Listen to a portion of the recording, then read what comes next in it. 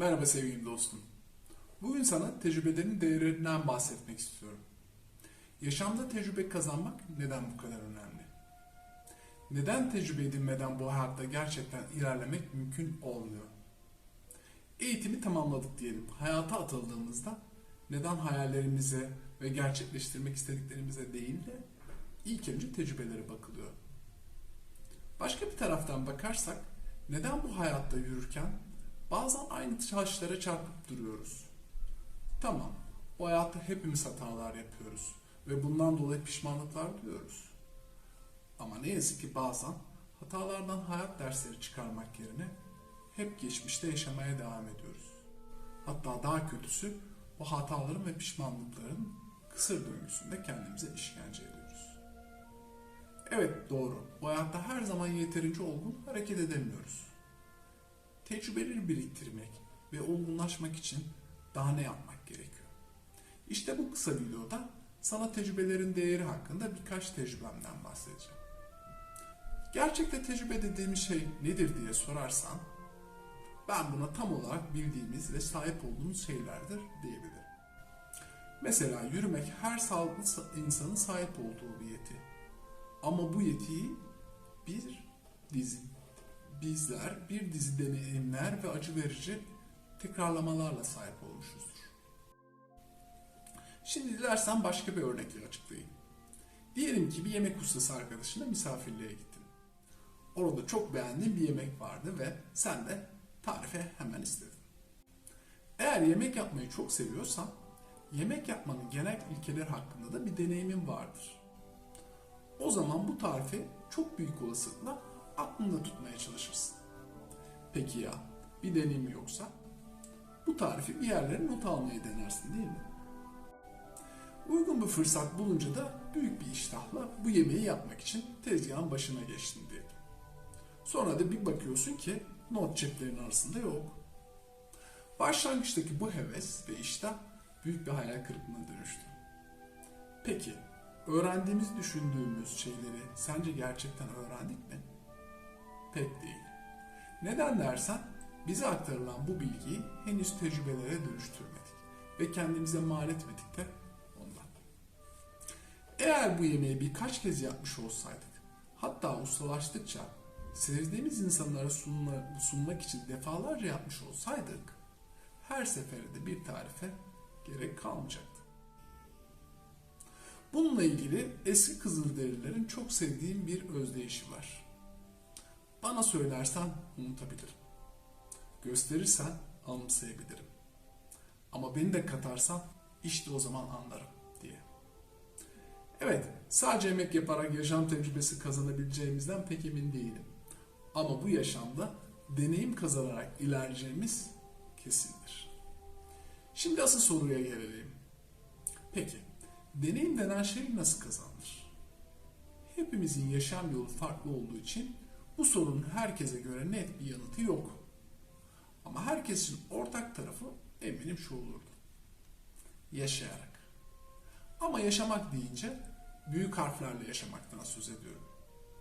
Yani bu yaşama büyük bir anlam katmak, bilinç katmak ve bir parça da macera katmaktan bahsediyorum. Evet, hepimiz bir şekilde yaşıyoruz. Ama hayatla ne yapacağımızı sorgulamak herkese nasip olan bir şey değil. Hepimiz yürüyoruz ama adımlarımızla nereye ulaşacağımızı bilmek de benzer şekilde.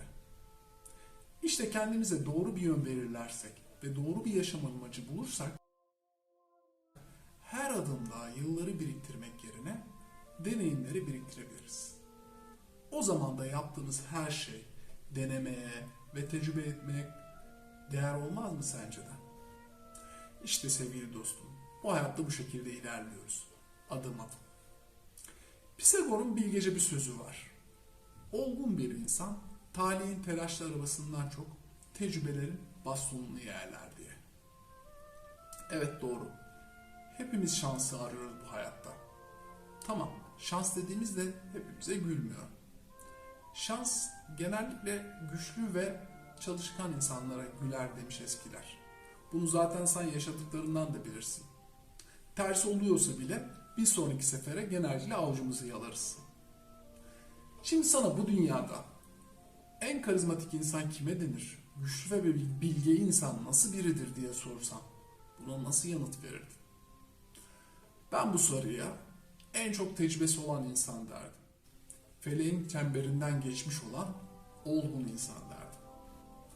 Evet, ben de bu hayatta hasbelkader belli tecrübelere sahibim. Ama yeterince olgun değilim. Daha olgun ve yetişkin bir insan gibi davranmak için daha ne yapmalıyım diye sorarsam, bunun hazır bir cevap formülü de yok. Eski dönemlerde yaşamış bir tarihçi şöyle diyor: İnsan insana fark yoktur. Fark tecrübelerden nasıl yararlanıldığında yatar.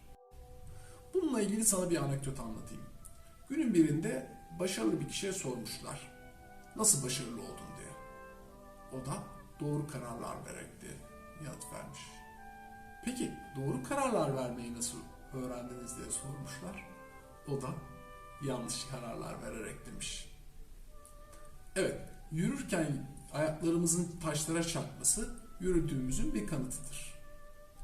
Peki ya hep aynı taşlara çarpıyorsa? Bunlardan ders çıkartmıyorsak yürüdüğümüzü ve ilerleyebildiğimizi söyleyebilir miyiz? Evet sevgili dostum, tecrübe dediğimiz şey bir düzü deneme ve tekrarlarla örülür. Tekrarlar olmadan sağlam tecrübelerin oluştuğu görülmemiştir. Sadece biz insanlarda mı? Kesinlikle hayır. Tüm doğa tekrarlarla öğreniyor. Günler, mevsimler sürekli tekrarlıyor ama hiçbir seferinde bir öncekinin aynısı olmadan. Bunu yaşadığımız dönemde virüslerin yaşamından da biliriz. Virüsler de kendilerini geliştiriyorlar ve yeniliyorlar. Biz insanoğulları da her seferinde onlara karşı nasıl savaşacağımızı öğreniyoruz. Bu videoyu bir hikayeyle bitirmek istiyorum. Uzak diyarların birinde bir ülkede bir bilge yaşıyormuş. Bu bilgenin de ünü bütün ülkeye yayılmış bir de bir dükkanı varmış. İsmi de büyü dükkanıymış. İnsanlar da bu dükkandan istedikleri her şeyi ama her şeyi satın alabileceklerini biliyorlarmış. Tabii ki gerekli bedeli ödedikten sonra. Bir gün bir adam bu dükkanın kapısını çalmış. Dükkandaki bilge kişiye demiş ki ben 50 yaşındayım. Yani yolun yarısını geçeli epey zaman oldu. Sonuna da yaklaştım galiba. Bu gerçeğe tahammül edemiyorum. Bugüne kadarki hayatımı geri istiyorum demiş. Bunu almak için gerekli servetim de var. Bu mümkün mü diye sormuş. Bilge kişi de ona elbette mümkün demiş.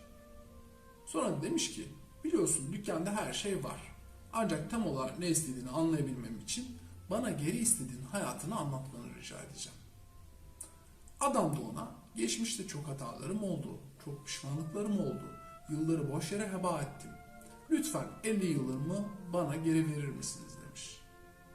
Bilge de ona yani sen pişmanlık duyduğun hayatına yeniden mi yaşamak istiyorsun diye sormuş. Adam da ona elbette hayır. Söylemek istediğim tam olarak bu değil. Ben yalnızca kaybettiğim yıllarımı istiyorum demiş. Tamam demiş Bilge. Bunun için senden tek bir şey istiyorum. O da hafızan demiş. Adam da tamam kabul alın hafızamı demiş. Ama biraz zaman geçtikten sonra hafızası karşılığında geçmiş yıllarını aldığında o dükkana tekrar geleceğini fark etmiş. Sonra Bilge'ye teşekkür etmiş. Buraya geçmiş yıllarımı geri almak için gelmiştim ama daha değerli bir şey alarak gidiyorum. Yani gelecek yıllarımı. Aslında bu tam olarak bir tarak almak için saçlarını vermesine benziyor insan diye düşünmüş. Evet sevgili dostum, bu hayatta hepimizin bir hikayesi vardır. Ve bu oyunu doğru bir şekilde oynayabilirsek bu hayatı inanılmaz tecrübelerle doldurabiliriz. Bunun için tek yapmamız gereken tecrübelerin bize gelmesini beklemek yerine bizim onlara gitmemiz. İşte o zaman hayatı inanılmaz tecrübelerle, maceralarla doldurabiliriz. Eğer bu videoyu beğenirsen sen de tecrübelerinden bahsedebilirsin. Kendine iyi bak, sağlıcakla.